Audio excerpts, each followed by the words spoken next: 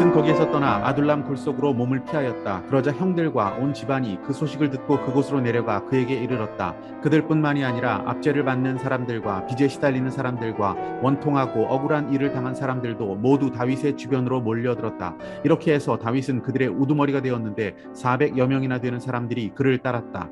9절. 바로 그때 사울의 신하들 가운데 끼어있던 에돔 사람 도액이 나서서 보고하였다. 제가 이새의 아들을 보았습니다. 그가 노브로 와서 아히두베 아들 아히멜렉과 만날 때였습니다. 그때 아히멜렉이 다윗이 해야 할 일을 주님께 여쭈어 보고 나서 그에게 먹을 것도 주고 블레셋 사람 골리앗의 칼도 주었습니다. 그러자 왕은 아히두베 아들 제사장 아히멜렉은 물론 노베에 있는 그의 집안 제사장들을 모두 불러들였다. 그리하여 그들이 모두 왕에게로 나왔다. 사울이 호통을 쳤다. 아히두베 아들은 똑똑히 들어라. 아히멜렉이 대답하였다. 임금님 말씀하십시오. 사울이 그를 꾸짖었다. 네가 왜 이새의 아들과 함께 공모하여 나에게 맞서려고 하였느냐? 네가 왜 그에게 빵과 칼을 주고 왜 그가 하여야 할 일을 하나님께 물어서 그가 오늘날과 같이 일어나서 나를 죽이려고 매복하도록 하였느냐? 그러자 아히멜렉이 왕에게 대답하였다. 임금님의 모든 신하들 가운데서 다윗만큼 믿을 만한 사람이 누구입니까? 더구나 그는 임금님의 사위인 동시에 경호실장이며 이 궁중에서 매우 존귀한 사람이 아닙니까? 그가 할 일을 하나님께 여쭙는 일은 제가 오늘에 와서 처음으로 시작한 것입니까? 전혀 그렇지 않습니다. 임금님은 이 종이나 이 종의 온 집안에 아무 허물도 돌리지 말아 주십시오. 이 종은 이런 일을 전혀 아는 바가 없습니다. 그런데도 왕은 이런 선언을 내렸다.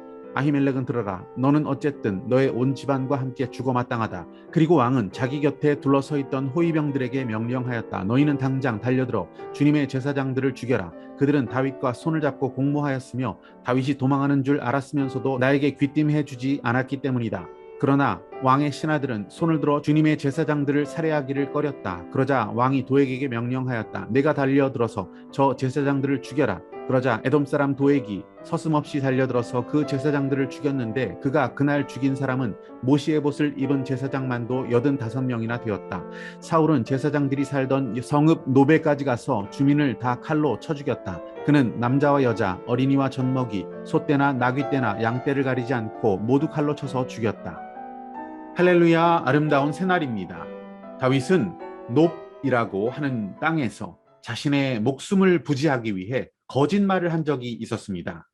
도망자인 자신의 신분을 속이고 다윗 자신이 사울의 비밀 명령을 수행하고 있다는 거짓말을 했습니다. 결국 그 땅 놉의 제사장이었던 아히멜렉이 거룩한 빵과 골리앗의 칼까지 다윗에게 내어주게 됩니다. 그때 그 장면을 보고 있었던 사울의 사람이 있었습니다. 그는 도액이라고 하는 이름의 사람이었습니다. 도망자 다윗을 잡기 위해 혈안이 되어 있었던 사울에게 이 도액은 그 놉 땅에서 있었던 일을 고발하고 있습니다. 하지만 도액의 발언은 사실관계가 좀 다른 내용이었습니다. 아히멜렉 제사장과 놉 땅에 있었던 사람들이 다윗에게 속았다라는 말은 쏙 빼놓고 놉 사람들이 마치 이 도망자 다윗을 도와주었다라는 것처럼 들리는 말로 그 일에 대해서 사울에게 고발했던 것입니다. 결국 제사장 아히멜렉이 주체적으로 다윗에게 먹을 것도 주고 골리앗의 칼도 주어서 도망을 도왔다라고 하는 잘못된 고발을 했던 것입니다. 한마디로 제사장 아히멜렉은 도망자 다윗의 공모자다라고 도액은 고발을 했던 것입니다. 결국 제사장 아히멜렉은 사울 앞에서 이렇게 이야기합니다. 나는 공모자가 아닙니다. 다윗의 일에 대해 전혀 나는 아는 바가 없었습니다. 라고 증언을 했지만 사울은 그 아히멜렉을 포함한 모든 제사장들과 놉 땅의 모든 사람들 그리고 짐승까지 다 진멸케 합니다. 다른 사울의 신하들은 그들을 죽이기를 꺼려했습니다. 하지만 도액은 앞장서서 85명의 무고한 제사장을 죽이게 되었고 놉 땅은 그야말로 살육의 현장으로 바뀌게 되었습니다. 시편 52편은 바로 이 사건에 대해서 다루고 있는데요. 다윗은 이 도액의 혀를 이렇게 표현합니다. 날카로운 삭도같이 간사한 것이다 라고 규정을 합니다.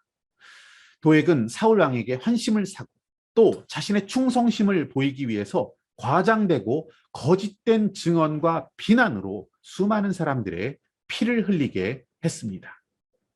우리의 거짓된 혀와 또 간사한 말이 얼마나 큰 흉기가 될 수 있는지 깊이 고민할 수 있기를 원합니다. 오늘 붙드신 하나님 말씀과 믿음의 결단은 무엇입니까?